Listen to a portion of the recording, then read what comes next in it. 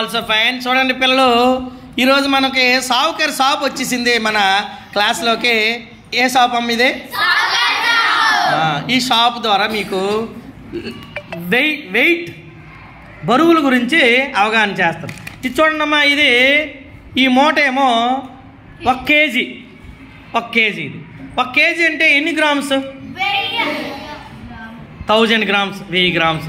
ఇప్పుడు ఈ 1000 గ్రాముల బరువుకి సమానమైన ఒక ప్యాకెట్ మరొక ప్యాకెట్ వేసాను. చూడండి, 2 సమానం అయ్యే లేదా?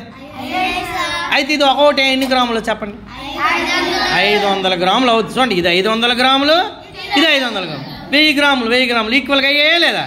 అయితే ఇప్పుడు ఈ చిత్రం మనం చూడండి, 1 కేజీకి ఎన్ని 500 గ్రాములు వచ్చాయి?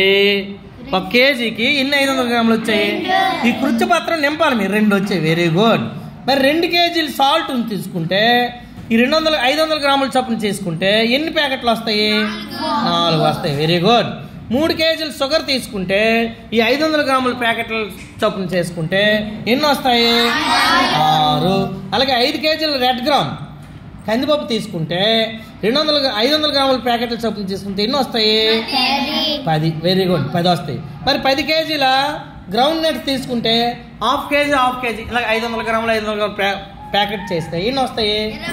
20 వస్తాయి, వెరీ గుడ్. బాగా చెప్పారు, క్లాప్స్ కొట్టండి. అలాగే ఇప్పుడు 500 గ్రాములు తీస్తాం కదా. ఇప్పుడు 500 గ్రాములు అంటే ఇప్పుడు 250 రెండు ఉన్నట్ల. ఇది ఒక 250 గ్రాములు, ఇది ఒక 250 గ్రాములు, అంతే 4 250 తీసుకుంటే కేజీకి సరిపోతుందో లేదో చూడండి. సరిపోతుందా లేదా? అంటే 1 కేజీకి 250 గ్రాములు చొప్పున ఎన్ని వచ్చాయి? 1 కేజీ రైస్కి 4 కదా. 1 కేజీకి 250 500, మళ్ళీ 250 500, అంటే 1 కేజీకి 250 గ్రాముల ప్యాకెట్లు ఎన్ని వచ్చాయి? మరి 2 కేజీలు సాల్ట్కి ఎన్ని వస్తాయి? 8, వెరీ గుడ్. 3 కేజీలు షుగర్కి ఎన్ని వస్తాయి? 12, 3 4 12. 5 కేజీల రెడ్ గ్రామ్ తీసుకుని పావు కేజీ 250 గ్రాముల ప్యాకెట్లు చేస్తే ఎన్ని వస్తాయి? 20 వస్తాయా? 5 కేజీలకి 20, వెరీ గుడ్. 10 కేజీలు తీసుకుంటే గ్రౌండ్ నెట్ ఎన్ని వస్తాయి? 40. అర్థమైందా? అర్థం కాలదా? ఇప్పుడు ఇవి తీసేద్దాం. ఇప్పుడు ఈ ప్యాకెట్ ఏమో 200 గ్రాములు, ఇక 200 గ్రాములు చూడండి, అవునా? 200 గ్రాములు వేసాము, మరొకటి 200 గ్రాములు వేసాము, ఇదండి మరొక 200 గ్రాములు వేసాము, మరొక 200 గ్రాములు వేసాం.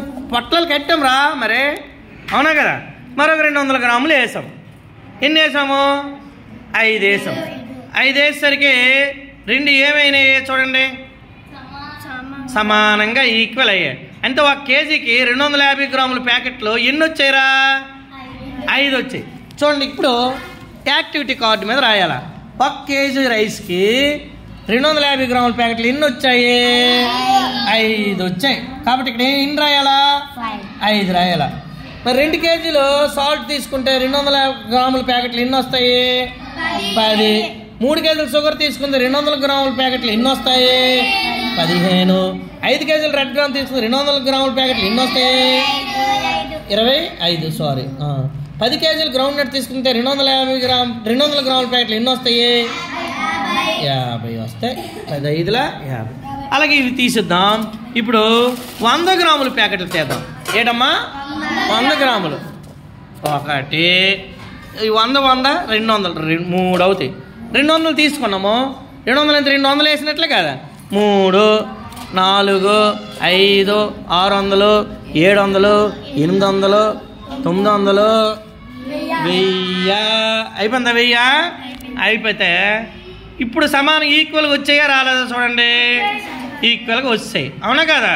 కొన్ని బియ్యపు గింజలు ఇటు అటు అవుతాయి మరే, అవునా కదా? 1000 గ్రాములు వచ్చాయి. అంటే 1 కేజీ రైస్కి 100 గ్రాముల ప్యాకెట్లు పొట్లాలు ఎన్ని వచ్చాయి? 1 కేజీ రైస్కి 100 గ్రాముల ప్యాకెట్లు ఎన్ని వచ్చాయి? ఎన్ని వచ్చాయమ్మా? 10.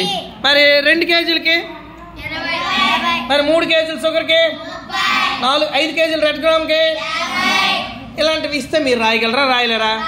వెరీ గుడ్, బాగా చెప్పారు. క్లాప్స్ కొట్టండి.